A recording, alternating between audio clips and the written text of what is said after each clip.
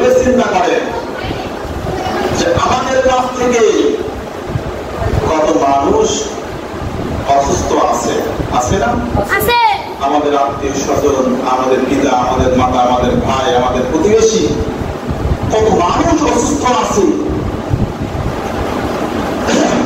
আর একটু পিছনে দেখেন, এখান থেকে কুষ্টিয়া সদর হাসপাতালে চলে যান, দেখেন কত মানুষ ওখানে মৃত্যুর সঙ্গে পাঙ্গা ধরেছে। কথা ঠিক কিনা?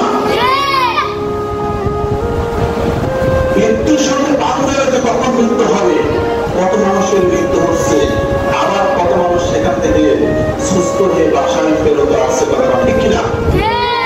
তাদের ভিতর থেকে আল্লাহ তাআলা আমাদের অনেক বড় নিয়ামত দান করে নাই, দান করে নাই, অনেক বড় নিয়ামত দান করেছে।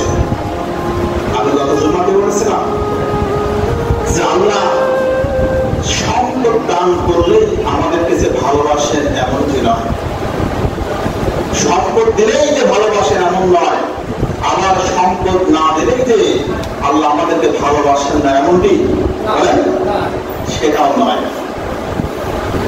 আল্লাহর ভালোবাসা আমাদেরকে অর্জন করে দিতে হবে। কথাটা ঠিক কিনা? আল্লাহ সম্পদ দিয়েও পরীক্ষা করে, আবার আল্লাহ ফকির বানায়